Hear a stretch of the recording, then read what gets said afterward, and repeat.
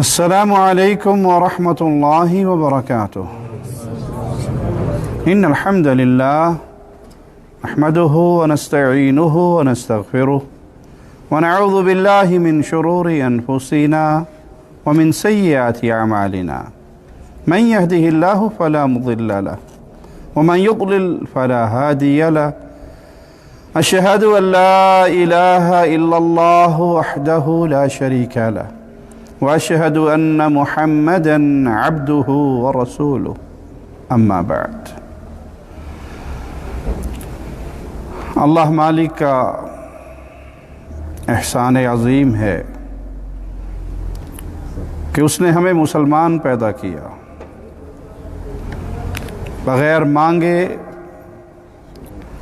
دنیا کی سب سے بڑی نعمت دین اسلام اللہ نے ہمیں عطا فرمائی۔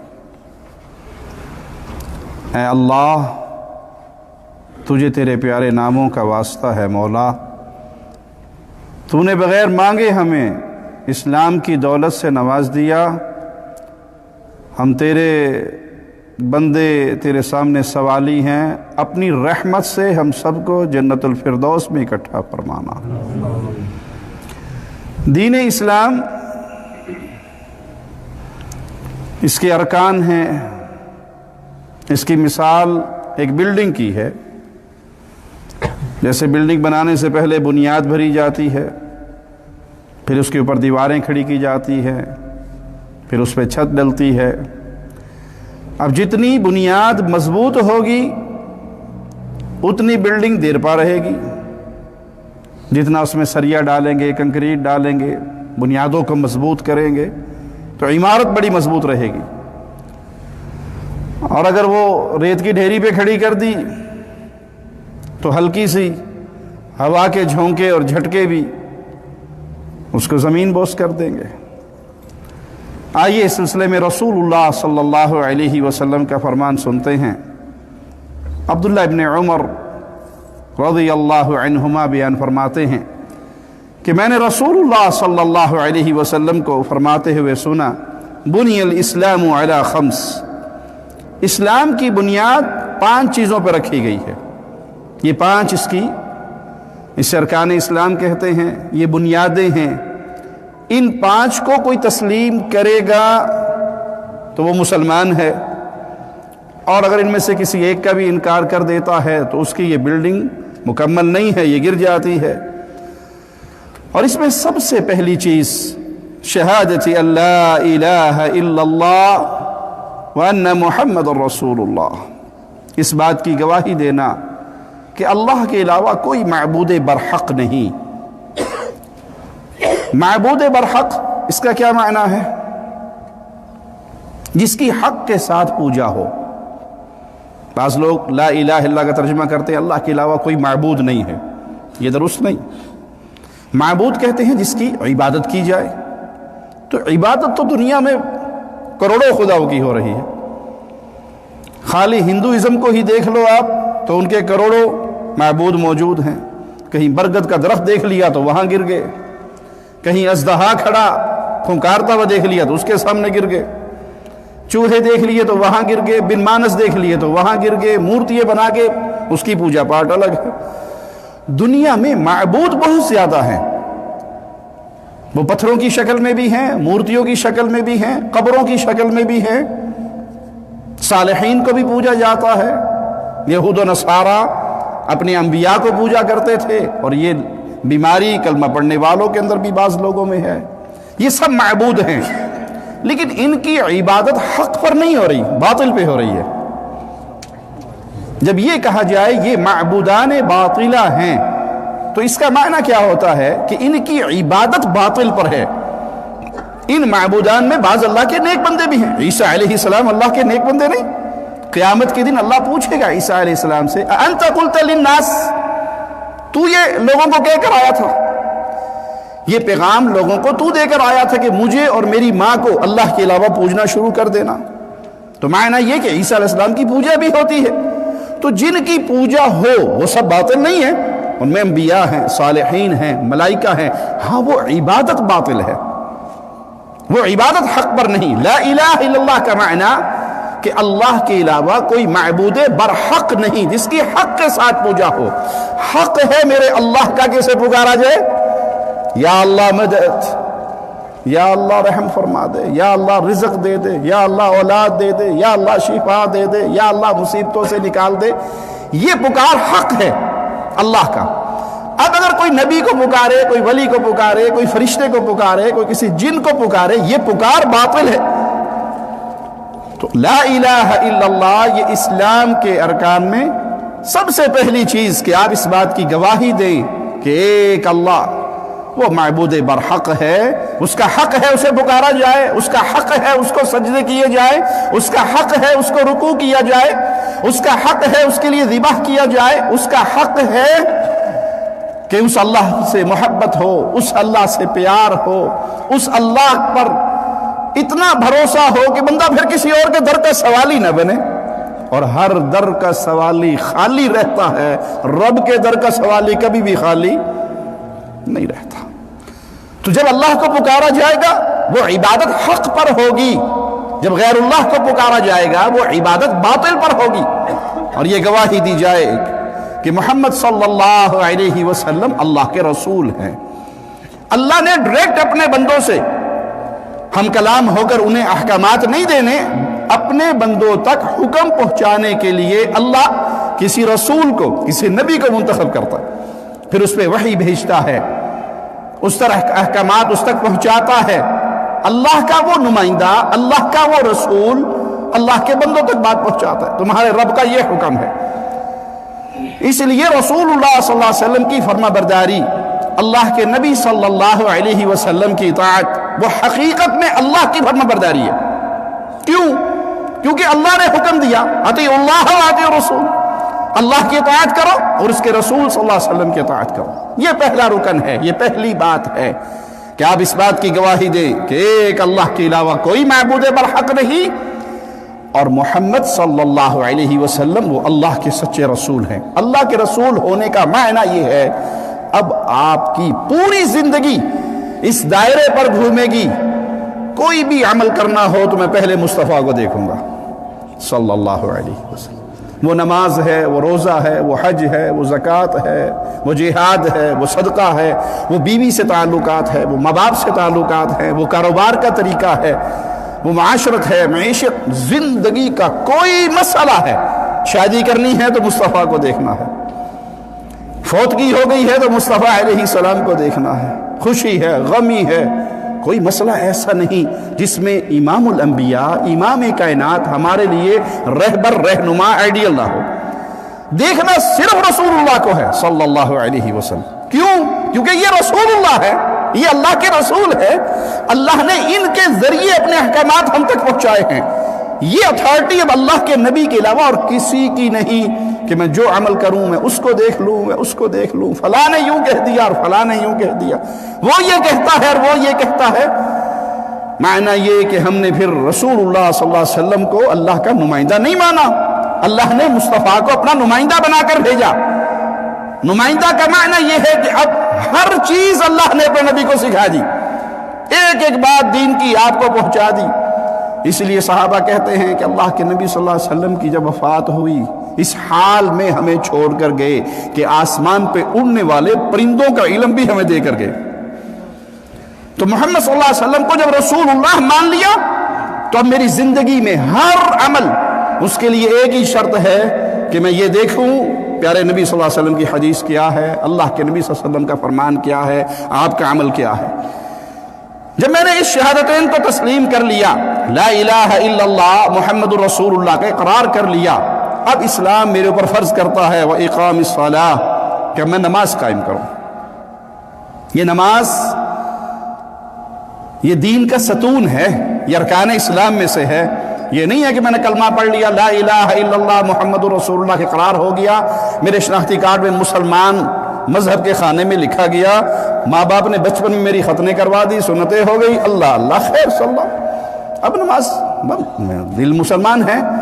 یہ دل مسلمان اگر ہوگا تو اللہ کی پکار پہ فوراً جھکے گا، اور اگر یہ اللہ کی پکار پہ نہیں جھکتا تو ایمان اس کے دل کے اندر راسخ، پھر نماز ہمارے اوپر فرض ہے۔ وَإِيتَاءِ الزَّكَاةِ اسی طرح زکوٰۃ ادا کرنا، اللہ نے مال دے دیا، اب اس مال میں سے جو اللہ نے نصیب رکھا ہے غریبوں کا، فقیروں کا، یتیموں کا، بیواؤں کا، مسافروں کا، فی سبیل اللہ کا، وہ حق ان تک پہنچانا، وحج البیت، اور اللہ کے گھر کی زیارت، اللہ کے گھر کا حج، جس کو اللہ استطاعت دے اس پر لازم ہے کہ وہ اللہ کے گھر کا حج کرے، وصوم رمضان، پھر جب رمضان کا مہینہ آئے تو فرض ہے مسلمانوں پر کہ وہ رمضان کے روزے رکھیں۔ دین اسلام کی تکمیل ہوتی ہے ان 5 ارکان سے جو اس حدیث میں بیان ہوئی، اگر ان میں سے کوئی ایک رکن کا بھی انکار کر دے تو اس نے اس عمارت کو گرا دیا۔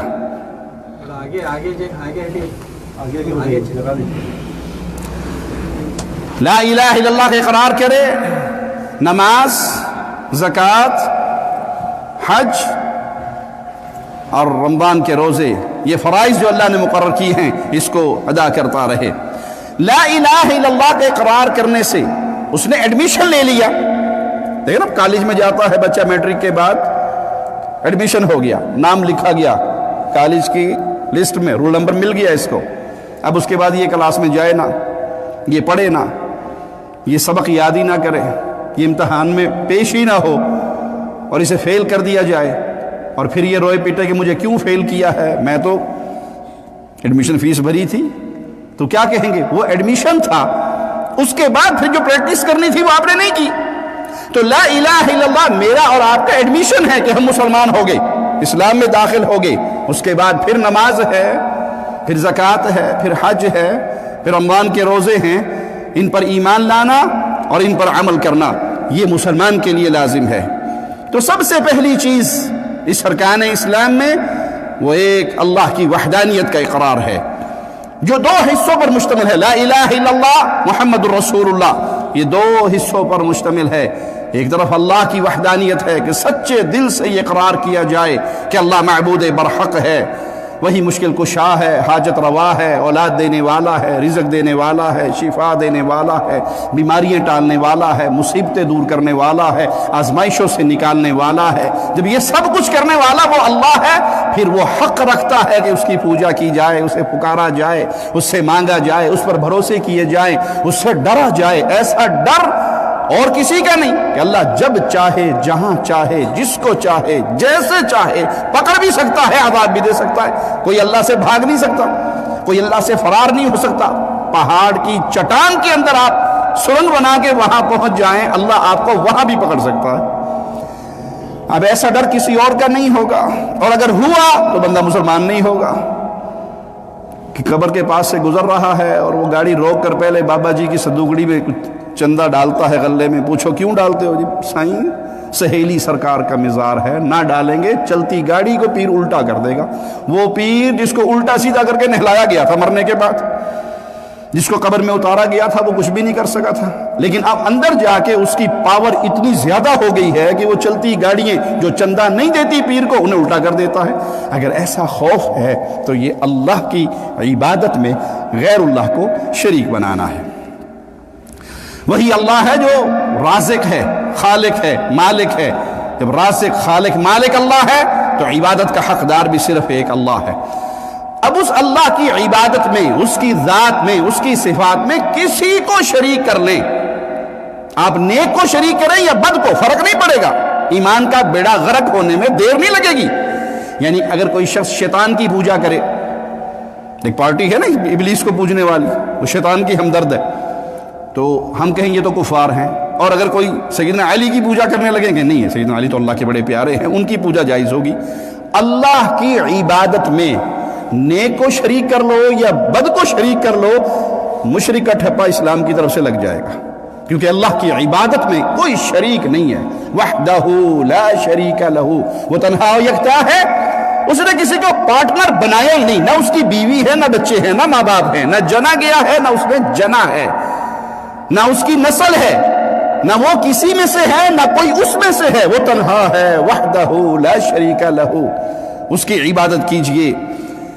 اگر اس کی عبادت میں کسی اور کو شریک کیا تو پھر اللہ نے مجھے اور آپ کو سمجھانے کے لیے 18 انبیاء کا ذکر کیا، ان کی تعریفیں کی، اور پھر کیا فرمایا؟ وَلَوْ أَشْرَكُوا، یہ 18 انبیاء کی جماعت جن کا ذکر ہوا ہے، جن کی اللہ نے تعریفیں کی ہیں، وَلَوْ أَشْرَكُوا، یہ بھی شرک کرتے ان کے عمل بھی برباد ہو جاتے۔ نبیوں کے سرتاج ہیں محمد الرسول اللہ صلی اللہ علیہ وسلم، آپ سے افضل نہ کوئی آیا ہے، نہ آئے گا، نہ آ سکتا ہے۔ رب کی مخلوق میں سب سے اعلیٰ ہستی ہے محمد الرسول اللہ صلی اللہ علیہ وسلم۔ کیا فرمایا؟ لَإِنْ أَشْرَكْتَ، اگر آپ نے بھی شرک کیا عمل آپ کے بھی ضائع ہو جائیں گے۔ پیارے بھائیو، اپنے دامن کو شرکی غلاظتوں سے بچائیے اور اللہ کی وحدانیت پر ایمان لے کے آئیے۔ اس اسلام کے پہلے رکن کا دوسرا حصہ کیا ہے کہ محمد صلی اللہ علیہ وسلم اللہ کے سچے رسول ہیں۔ آپ کی رسالت پر ایمان لے کے آئیں۔ آپ کے بعد نبوت کے دعوے دار تو آئیں گے، آپ خود بتا کر گئے کہ میرے بعد 30 کے قریب ایسے ہوں گے جو نبوت کا دعویٰ کریں گے، اور اہل علم نے لکھا یہاں 30 سے مراد عدد نہیں کثرت ہے، کہ زیادہ لوگ آئیں گے، کثرت سے یہ اعلان ہوں گے۔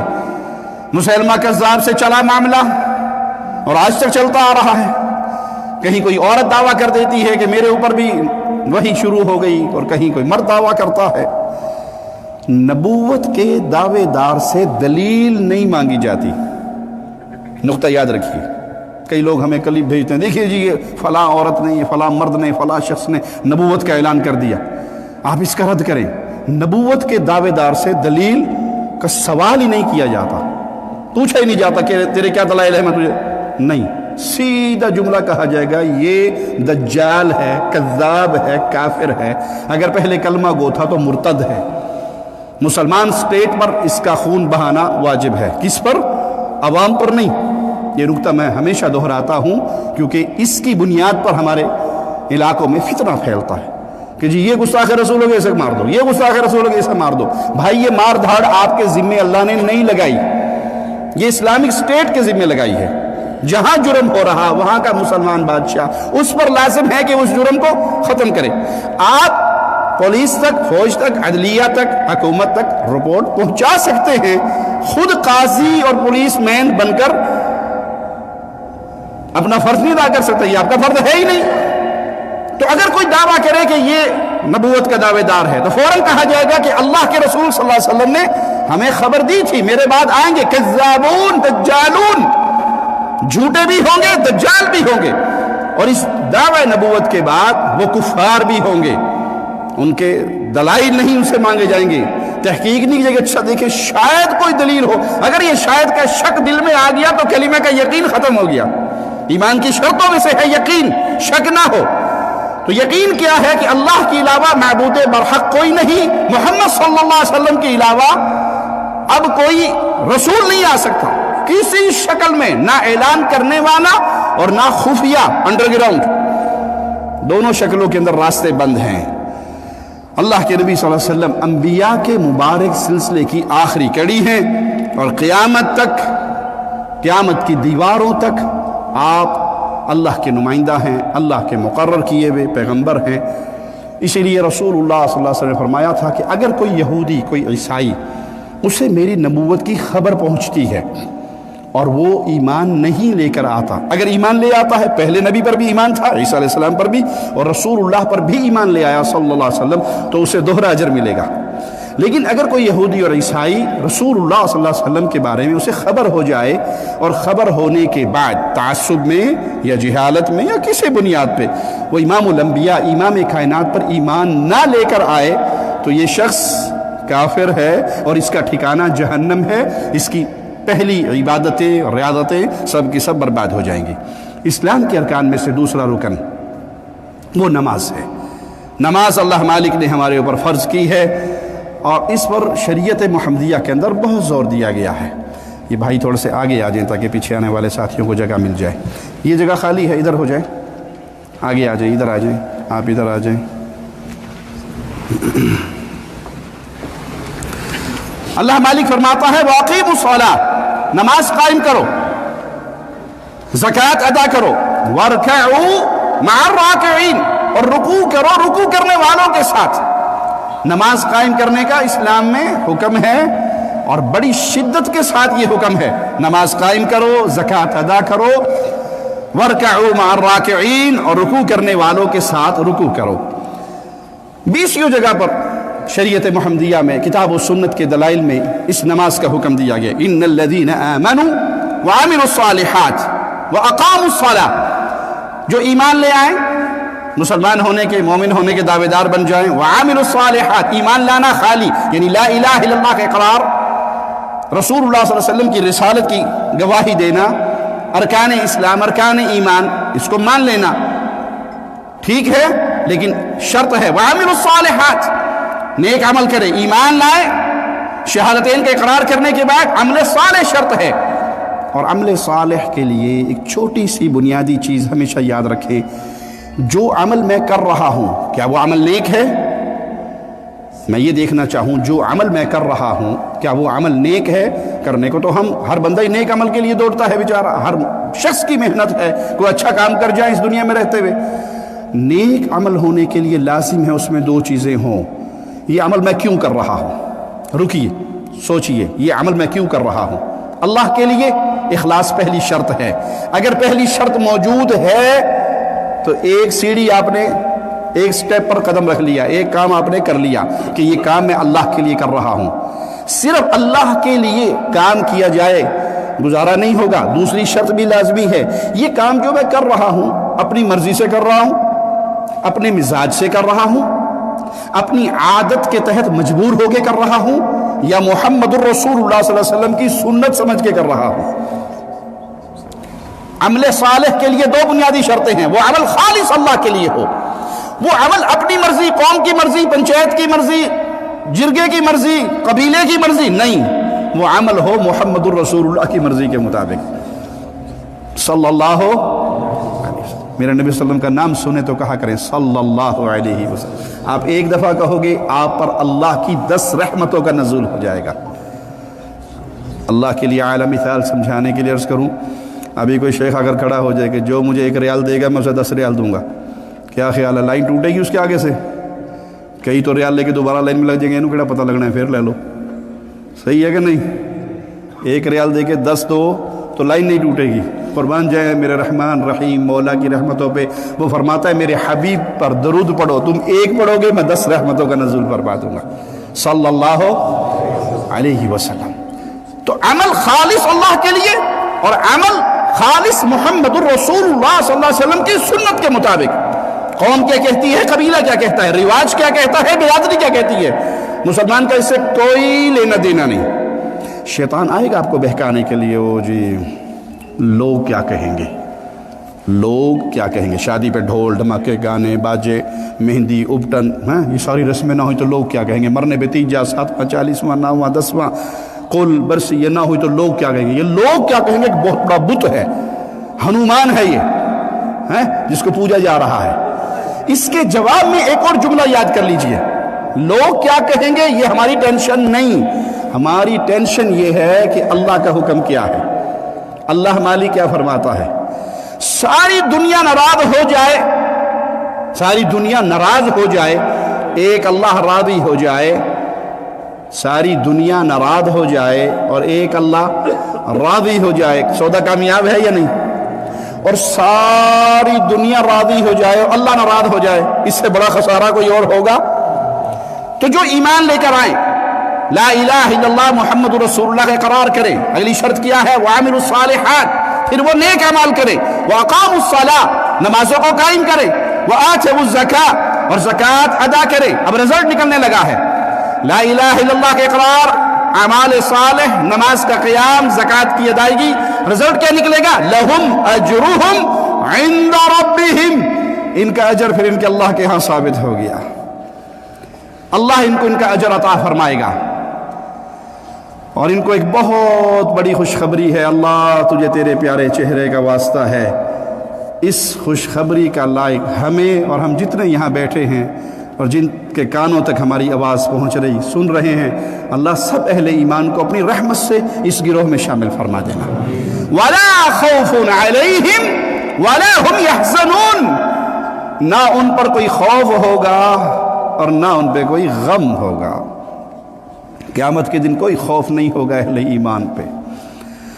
اہل ایمان کسی پریشانی میں نہیں ہوں گے، اپنے ایمان کے نور کی وجہ سے اللہ کی رحمتوں میں ہوں گے۔ ایمان لے کے آئے، عمل صالح کی، نماز پڑھی، زکوٰۃ ادا کی، اب یہ قیامت کے دن اتنا عظیم رزلٹ پا رہے ہیں کہ ان کے اوپر کوئی خوف نہیں، نہ ان کے اوپر کوئی اداسی ہے، نہ ان پہ کوئی غم ہے۔ رسول اللہ صلی اللہ علیہ وسلم نے اس نماز کو اہل ایمان اور کفر کے درمیان تقسیم قرار دیا ہے، عہد قرار دیا ہے، یہ عہد و پیمان ہے، یہ فرق کرنے والی، یہ فرق کر دینے والی، یہ مسلمان ہے یہ کافر، کس چیز کو قرار دیا؟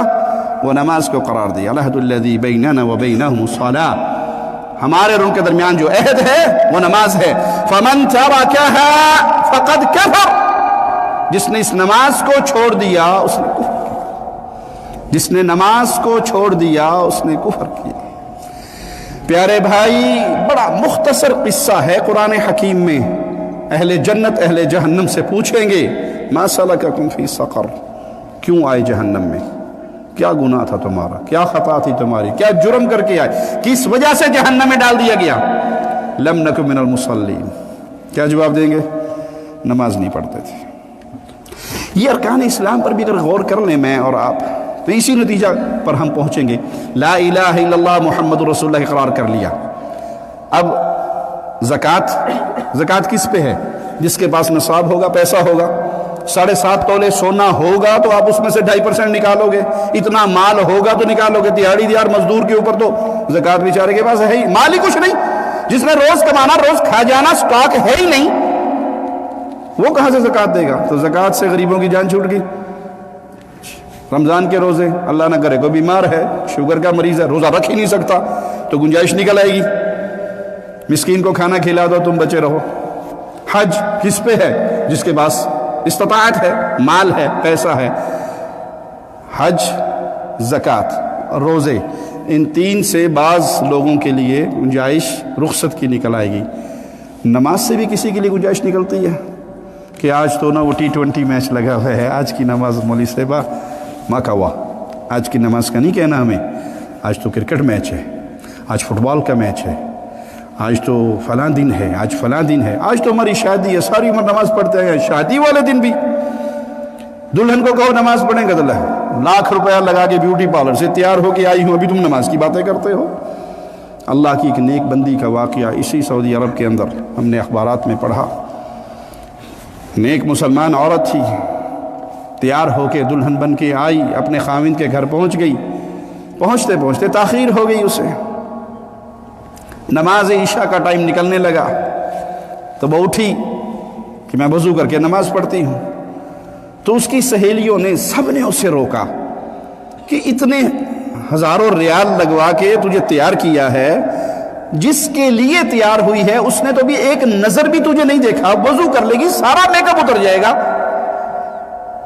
یہ میک اپ بھی تو بڑا فتنہ ہے نا، جب میک اپ کی حالت میں انسان دیکھتا ہے کہ تو واہ ماشاءاللہ اللہ نے کیا خوبصورت چیز دی ہے، ماشاءاللہ تبارک اللہ، وہ صبح اٹھ کے منہ تو کیا نکلنا ہے، وہی جڑی راتی سی، وہ 2 دفعہ دیکھتا ہے کہ نہیں کوئی گڑبڑی ہے صحیح، تو اسے کہا کہ بی بی تو صبر کر، آج کی نماز نہ بھی پڑھی یا لیٹ نائٹ بھی پڑھ لی، کوئی کنسیشن کر لے اپنے ساتھ۔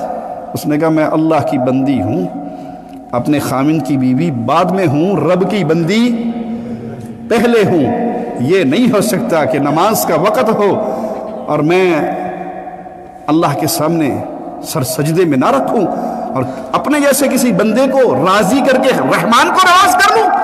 اٹھی، اس نے وضو کیا اور جب سجدے میں سر رکھا وہیں پہ اللہ نے روح قبض کر لی۔ یہ قیامت کے دن اٹھے گی تو سجدے کی حالت میں اٹھے گی۔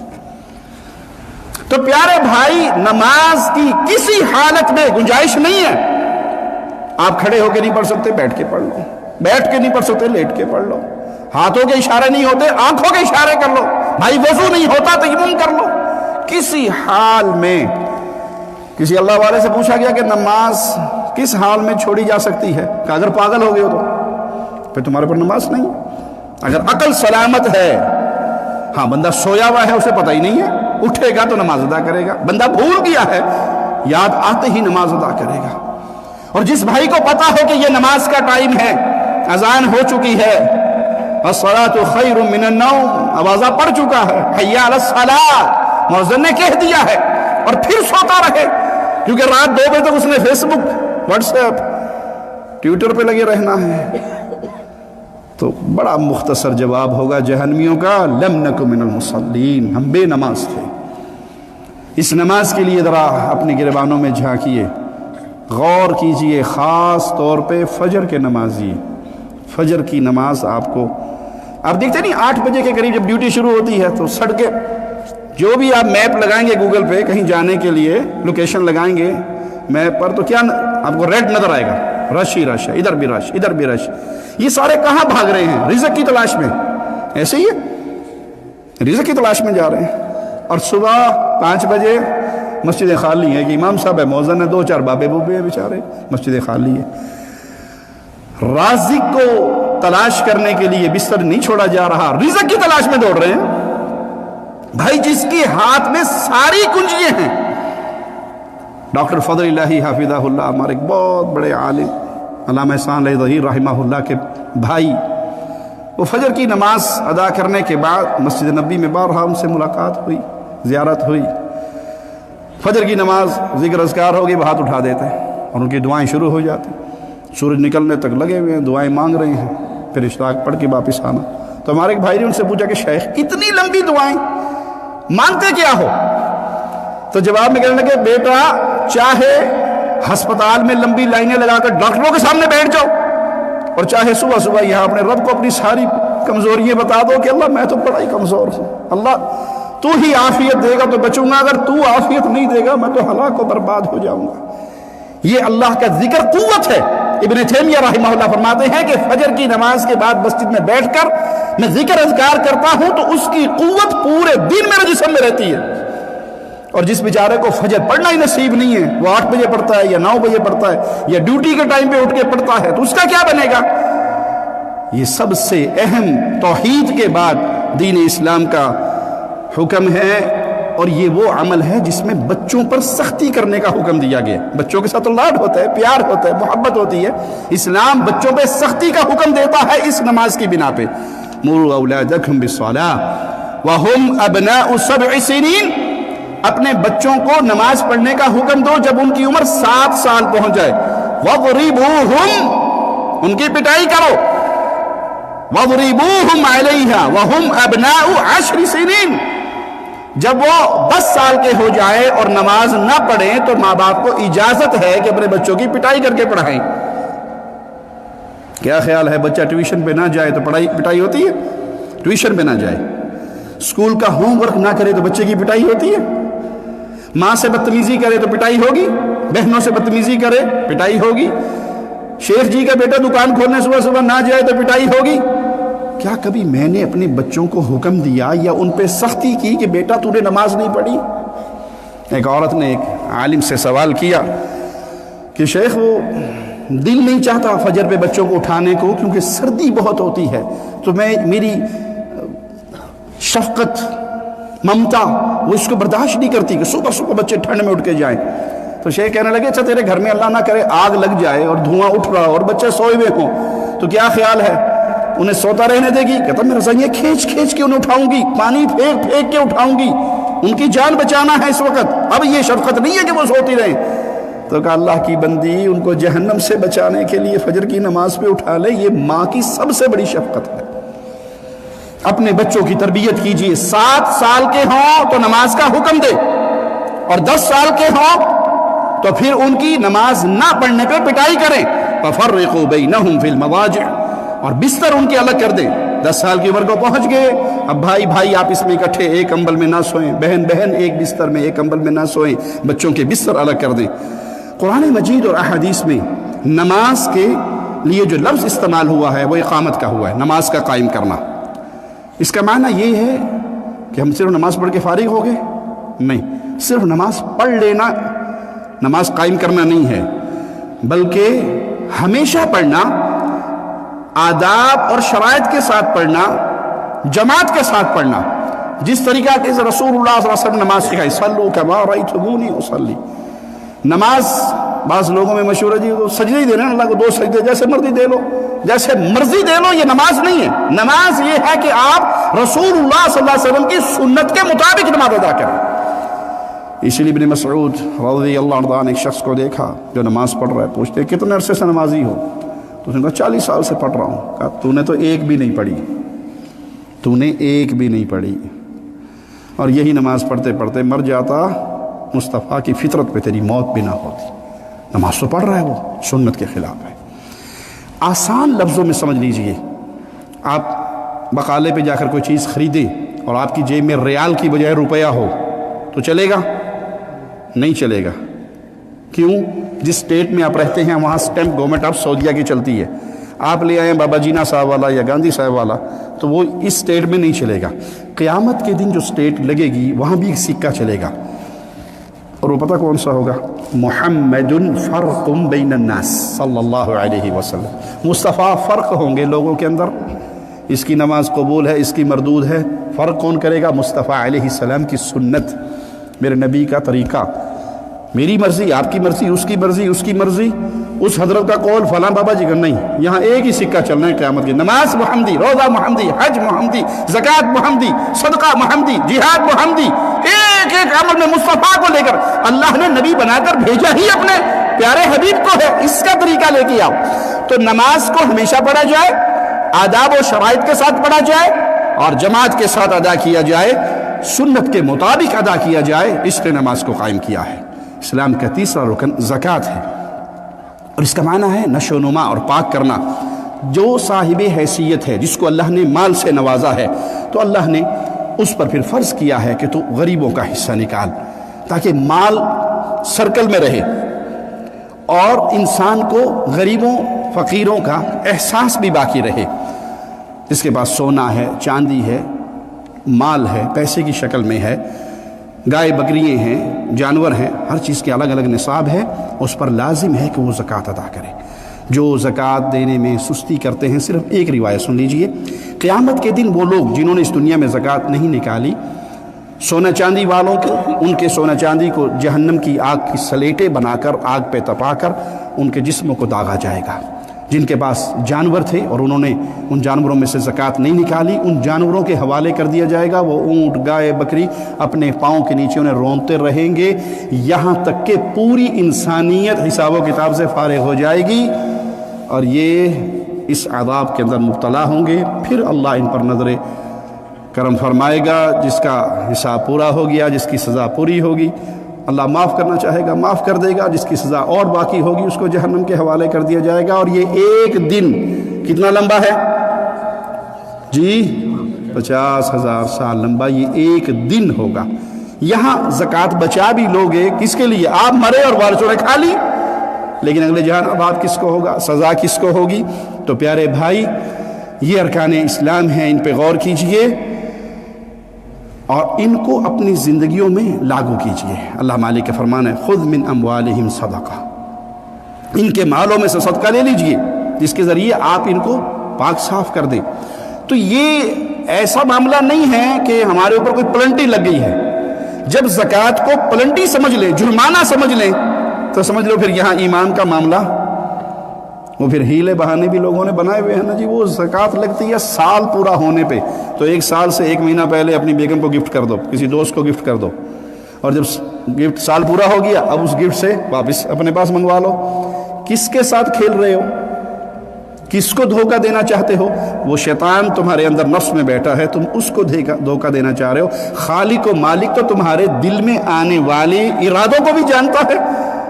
یہ اللہ نے فرض کیا ہے تو اللہ کا فرض کیا ہو اس کو ادا کیجئے۔ اسلام کا چوتھا رکن حج ہے، جو صاحب استطاعت ہے، یعنی اپنے اہل و عیال بیوی بچوں کے لیے اس نے خرچہ نکال دیا، اس کے باوجود بھی اس کے پاس پیسہ ہے تو وہ اس پر لازم ہے کہ وہ حج کرے، احرام باندھے، اللہ کے گھر کی طرف جائے، طواف کرے، سعی کرے، مینا میں پہنچے، وقوف عرفہ کرے، یہ سارے اعمال کرے۔ اور جو استطاعت کے مطابق حج نہیں کرتا، اللہ کو کوئی پرواہ نہیں، استطاعت ہے، صحت بھی ہے، مال بھی ہے، لیکن دنیا کے معاملات میں لگا ہوا ہے، تو پھر اللہ کو کوئی پرواہ نہیں، وہ یہودی ہو کے مرے یا عیسائی ہو کے مرے۔ اور اگر وہ حج کرتا ہے، حج مبرور کرتا ہے، سنت کے مطابق کرتا ہے، مال بھی پاک ہے، نیت بھی پاک ہے۔ اور آج کے دور میں سب سے زیادہ زور دوں گا نیتوں پر۔ یہ جو احرام پہنتے ہی سیلفی، کعبہ میں آتے ہی سیلفی، عرفے میں پہنچتے ہی سیلفی، یہ سیلفیاں جو ہیں نیت کا جنازہ نکال دیتی. کیوں کر رہے ہو تصویر؟ کس کے لیے؟ اللہ کو دکھانی ہے، وہ تو خود جانتا ہے. فیس بک پہ لگانی ہے، پبلک کے اندر تذکرے کرنے ہیں، تو اخلاص کا تو بیڑا غرق ہو گیا. کیا رہا اس پیسے کا؟ اخلاص ہو، سنت کے مطابق ہو تو رزلٹ کتنا عظیم ہے. پیارے نبی صلی اللہ علیہ وسلم فرماتے ہیں الحج المبرور لیس لہ جزاء الا الجنہ. جس نے حج مبرور کیا سوائے جنت کے پھر اس کا کوئی بدلہ ہی نہیں ہے. حج مبرور کون سا ہے؟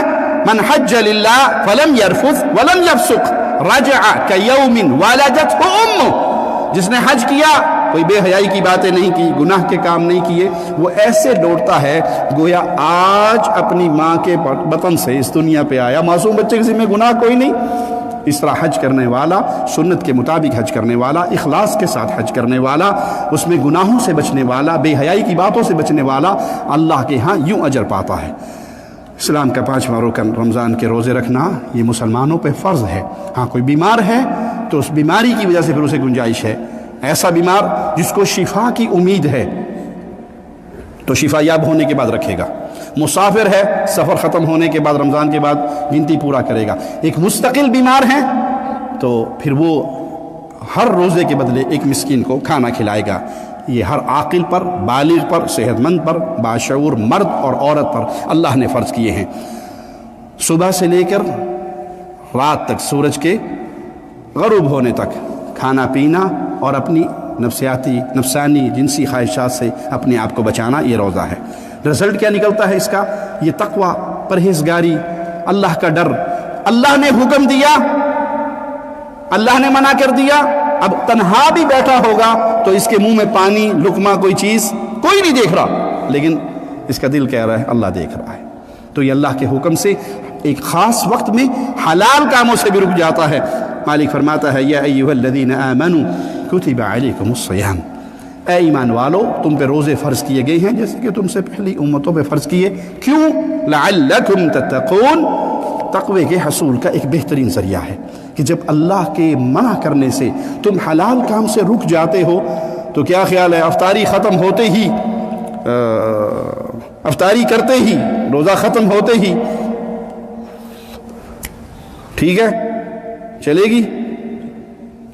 آپ نے سورج کے غروب ہونے سے پہلے پانی نہیں پیا. کیوں؟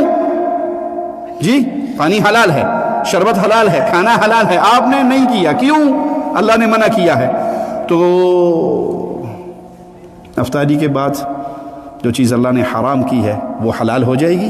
جب آپ اس خاص ٹائم میں رک رہے ہیں تو ہر وقت اس خوف کو، اس تقوی کو اپنے ساتھ رکھیے. اور رسول اللہ صلی اللہ علیہ وسلم کا یہ فرمان ہمیشہ اپنے دلوں کے اندر تازہ رکھیے. من صام رمضان ایمانا واحتسابا غفر له ما تقدم من ذنبه. جس نے رمضان کا قیام کیا ایمان کی حالت، توحید سب سے پہلے ہے. شرک ہے تو کوئی عمل بھی قبول نہیں ہوگا. ایمان کی حالت میں اللہ کو راضی کرنے کی نیت سے، ثواب لینے کی نیت سے، غفر له ما تقدم من ذنبه، اللہ اس کی زندگی بھر کے گناہوں کو معاف کر دیتا ہے. جس نے رات کی تراویحیں پڑھی اس کے لیے بھی یہی اعلان ہے. جس نے طاق راتوں میں لیلۃ القدر کو تلاش کر کے وہاں اللہ کی عبادت کر لی اس کے لیے بھی یہی اعلان ہے. اے اللہ ہمیں ان اپنے پیاروں میں شامل فرما دے جن کو آنے والا یہ رمضان نصیب ہو، اور اس رمضان میں اللہ ہمیں خوب نیکی کرنے کی توفیق عطا فرما دے، اور وہ رمضان جائے تو اس حال میں کہ ہم تیرے پیاروں میں شامل ہو چکے ہوں. اقول قولی ھذا واستغفر اللہ لی ولکم ولسائر المسلمین.